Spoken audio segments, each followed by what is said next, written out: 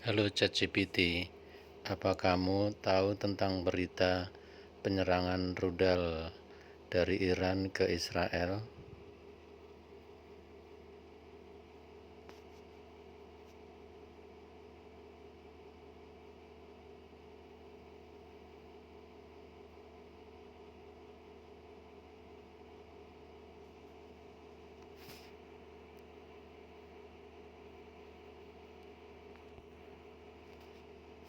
Pada 1 Oktober 2024, Iran melancarkan serangan rudal balistik besar-besaran ke Israel sebagai bagian dari konflik yang semakin meningkat antara kedua negara.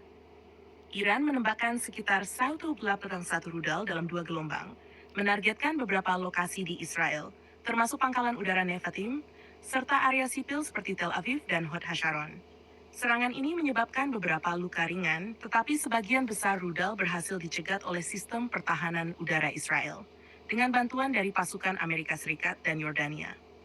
Serangan ini merupakan respons Iran terhadap pembunuhan beberapa tokoh penting, termasuk pemimpin Hamas Ismail Haniyeh dan pemimpin Hizbullah Hasan Nasrallah, yang diduga dilakukan oleh Israel. Israel menyebut serangan ini sebagai kesalahan besar dan berjanji akan melakukan pembalasan. Sementara itu, Iran memperingatkan bahwa jika Israel merespons, serangan balasan yang lebih menghancurkan akan dilancarkan. Ketegangan di kawasan ini telah meningkat, dan serangan ini berisiko memicu konflik yang lebih luas di Timur Tengah SOS.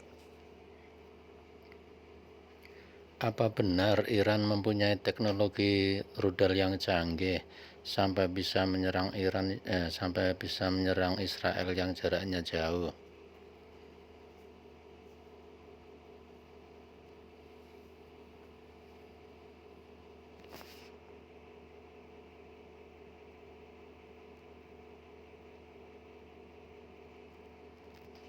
Ya, Iran memiliki teknologi rudal canggih yang memungkinkannya menyerang Israel dari jarak yang jauh.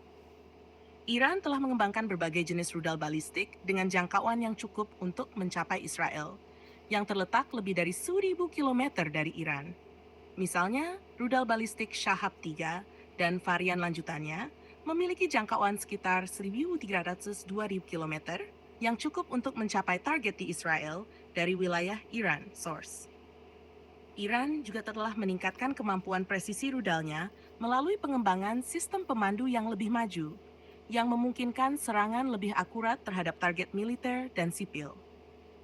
Selain itu, Iran telah mengembangkan rudal berbasis teknologi domestik, menunjukkan kemampuannya untuk memproduksi dan mengoperasikan senjata ini secara mandiri source.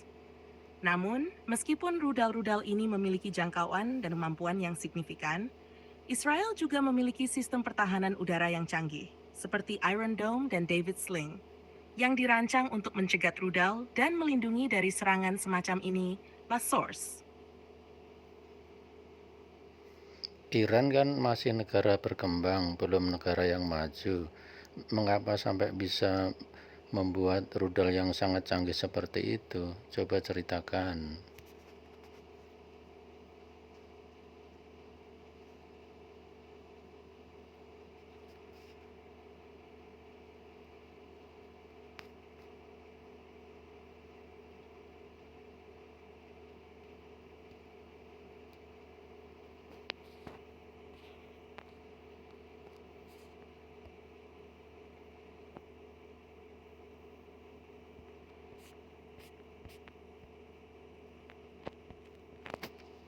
Iran, meskipun merupakan negara berkembang, berhasil mengembangkan teknologi rudal canggih melalui kombinasi beberapa faktor penting. 1. Prioritas strategis. Iran telah lama menganggap program rudal balistik sebagai komponen vital untuk mempertahankan kedaulatannya. Setelah revolusi Iran pada tahun 1979, Iran merasa terisolasi dan berhadapan dengan ancaman keamanan yang signifikan dari negara-negara tetangganya dan kekuatan dunia.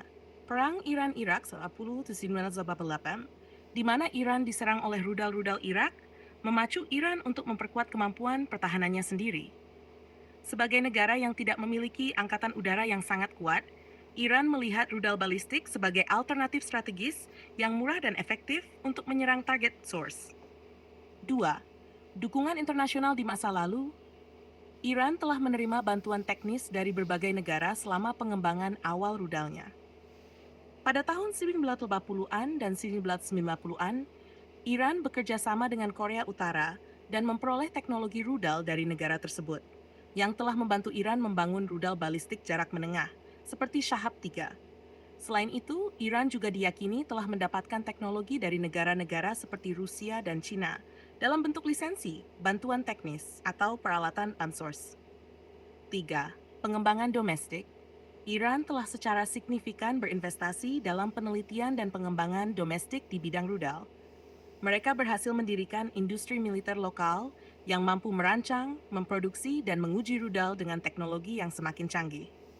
Negara ini menggunakan sumber daya lokal dan keterampilan insinyur domestik untuk memperluas program rudalnya, terutama setelah mendapat sanksi internasional yang membatasi akses mereka ke pasar luar negeri. Source 4. Taktik asimetris. Sebagai negara yang berada di bawah sanksi internasional dan embargo senjata, Iran mengandalkan strategi asimetris, termasuk rudal balistik, sebagai bagian dari strategi pertahanannya. Rudal balistik memberikan Iran kekuatan yang tidak sebanding dengan ukurannya sebagai negara berkembang, karena mereka bisa menyerang sasaran jauh dengan efektif tanpa memerlukan angkatan udara besar yang mahal. 5. Peningkatan kemampuan teknologi. Iran terus meningkatkan akurasi dan jangkauan rudal-rudalnya melalui pengembangan teknologi sistem pemandu dan propulsi yang lebih maju. Teknologi ini memungkinkan rudal untuk mencapai target dengan lebih tepat, bahkan di luar wilayah kawasan Timur Tengah, seperti Israel, yang menjadi musuh geopolitik utama Iran dan Source. Dengan fokus pada pengembangan rudal sebagai elemen inti dari strategi pertahanannya, Iran telah menunjukkan bahwa meskipun sebagai negara berkembang, dengan prioritas nasional yang jelas dan komitmen pada R&D domestik, sebuah negara bisa mencapai kemampuan militer yang signifikan di bidang tertentu. Berapa pendapatan per kapita negara Iran sampai bisa mengembangkan senjata rudal yang canggih?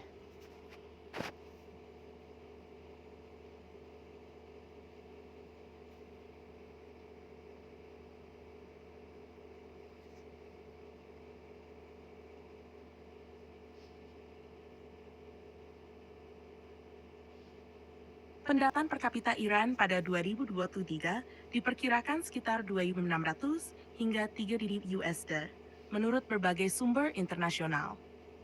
Angka ini menempatkan Iran di kategori negara berkembang. Namun, faktor-faktor lain memungkinkan Iran mengembangkan teknologi rudal canggih, meskipun pendapatan per kapitanya relatif rendah dibandingkan negara-negara maju.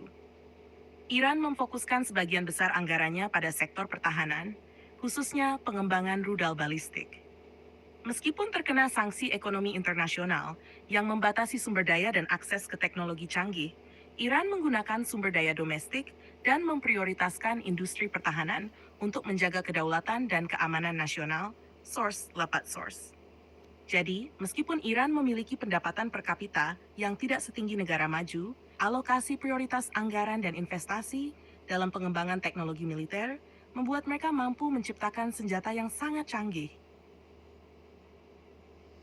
Dibandingkan dengan Indonesia, seberapa besar atau bagaimana perbandingan pendapatan per kapita antara Iran dengan Indonesia?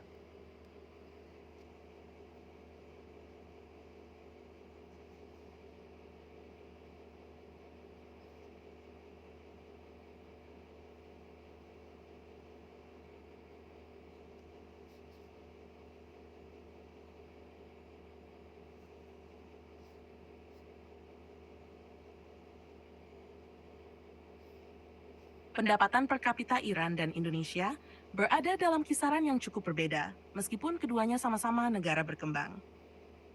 1. Pendapatan per kapita Iran. Pada 2023, pendapatan per kapita Iran diperkirakan sekitar 2.600 hingga 3 di US. Angka ini cukup rendah, sebagian disebabkan oleh sanksi internasional yang menghambat pertumbuhan ekonomi Iran, terutama setelah sanksi atas program nuklirnya. 2. Pendapatan per kapita Indonesia. Menurut Bank Dunia, pada 2023, pendapatan per kapita Indonesia mencapai sekitar $4.580. Ini lebih tinggi daripada Iran, menunjukkan bahwa perekonomian Indonesia memiliki daya tahan yang lebih kuat, didorong oleh pertumbuhan di sektor manufaktur, ekspor, dan konsumsi domestik yang stabil source. Perbandingan, pendapatan per kapita Indonesia lebih tinggi daripada Iran dengan selisih sekitar 1.500 hingga 2.000 dolar. Meski demikian, Iran tetap mampu mengembangkan teknologi militer canggih melalui alokasi besar-besaran ke sektor pertahanan, meskipun harus menghadapi tantangan ekonomi dan sanksi. Indonesia, di sisi lain, memiliki perekonomian yang lebih beragam dan stabil. Namun anggaran pertahanan dan teknologi militernya tidak sebesar Iran dalam hal prioritas nasional. Apa Iran punya pertahanan kalau suatu saat nanti diserang oleh Israel?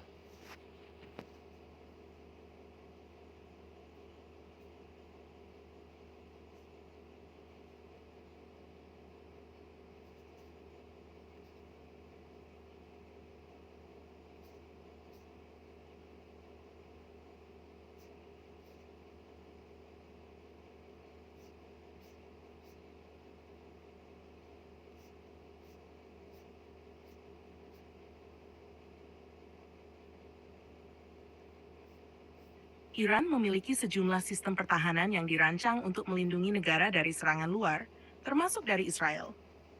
Beberapa aspek utama dari pertahanan Iran meliputi sistem rudal balistik. Iran memiliki sistem rudal balistik dengan berbagai jangkauan yang dapat digunakan untuk serangan balik jika diserang. Rudal seperti Shahab-3, Sejil, dan Ghadr adalah bagian dari kekuatan strategis Iran dan dapat mencapai target di Israel. Rudal ini bisa diluncurkan dari berbagai lokasi yang tersebar di Iran, membuat mereka sulit dihancurkan secara keseluruhan dalam serangan awal source. 2. Sistem pertahanan udara. Iran memiliki sistem pertahanan udara yang berlapis, termasuk S-300 yang diperoleh dari Rusia, serta sistem domestik seperti Bavar 323 yang dianggap setara dengan S-300. Sistem ini dirancang untuk mencegat rudal, pesawat, atau drone yang menyerang Iran. Pertahanan udara ini memberikan perlindungan di berbagai lapisan ketinggian, termasuk pertahanan terhadap serangan rudal balistik dan serangan udara lainnya. Source Lebat Source. 3. Kekuatan proksi regional. Iran memiliki jaringan kelompok proksi yang kuat di kawasan Timur Tengah, seperti Hezbollah di Lebanon dan kelompok militan di Suriah dan Irak. Kelompok-kelompok ini berfungsi sebagai lapisan pertahanan asimetris Iran, di mana mereka dapat melancarkan serangan balik terhadap Israel dan sekutu-sekutunya di kawasan jika Iran diserang. Ini memberikan Iran kemampuan untuk melakukan serangan balik tanpa harus bergantung sepenuhnya pada kekuatan militernya di dalam negeri source. 4. Doktrin pertahanan asimetris. Iran menggunakan strategi asimetris dalam mempertahankan diri. Artinya, alih-alih bersaing langsung dengan kekuatan militer yang lebih besar, seperti Israel atau AS, Iran mengandalkan serangan jarak jauh, peperangan elektronik, dan kelompok-kelompok proksi. Strategi ini dirancang untuk meningkatkan biaya dan risiko bagi pihak yang ingin menyerang Iran. Meskipun Israel memiliki teknologi militer yang lebih maju, Iran mempersiapkan pertahanan yang kuat dan berlapis-lapis. Jika Israel melakukan serangan, Iran diperkirakan akan merespons dengan melibatkan sistem rudal, pertahanan udara, dan kelompok-kelompok proksi regional. Apa pernah ada kejadian Iran bisa menembak jatuh pesawat atau menembak serangan dari udara dari negara lain?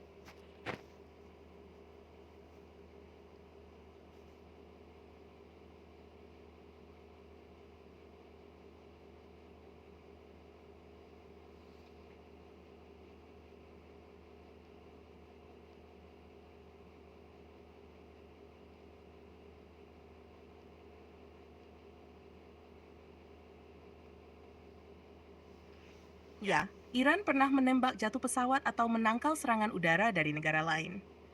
Berikut adalah beberapa insiden terkenal. 1.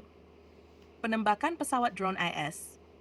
Pada Juni 2019, Iran menembak jatuh pesawat tak berawak RQ-4A Global Hawk milik Amerika Serikat di atas Teluk Persia. Iran mengklaim bahwa pesawat itu memasuki wilayah udaranya, sementara AS menyatakan bahwa drone itu berada di wilayah udara internasional. Insiden ini mempertegang hubungan antara kedua negara dan meningkatkan risiko konflik militer langsung antara Iran dan AS Source. 2. Penangkalan serangan udara Israel di Suriah. Meskipun tidak secara langsung di Iran, kekuatan pertahanan Iran yang beroperasi di Suriah telah beberapa kali berhasil menangkal atau merespons serangan udara Israel. Iran memiliki kehadiran militer yang signifikan di Suriah, mendukung pemerintah Presiden Bashar al-Assad. Beberapa serangan udara Israel terhadap pos-pos militer Iran di Suriah dihadang oleh sistem pertahanan udara yang digunakan oleh Suriah, yang sebagian disediakan dan dikelola oleh Iran. Insiden penembakan pesawat Ukraine International Airlines. Pada Januari 2020, Iran secara tidak sengaja menembak jatuh pesawat PS-252 milik Ukraine International Airlines. Pesawat ini ditembak oleh sistem pertahanan udara Iran yang salah mengidentifikasinya sebagai ancaman. Di tengah ketegangan tinggi setelah Iran melancarkan serangan rudal terhadap pangkalan militer AS di Irak sebagai pembalasan atas pembunuhan Jenderal Qasem Soleimani. Ini merupakan tragedi yang mendapat kecaman internasional dan sorotan terhadap kemampuan sistem pertahanan udara Iran Source. Meskipun Iran memiliki sejarah dalam menangani serangan dari udara, insiden-insiden ini menunjukkan bagaimana kompleksitas konflik udara dan pertahanan di kawasan ini bisa berujung pada ketegangan atau bahkan kesalahan yang tragis.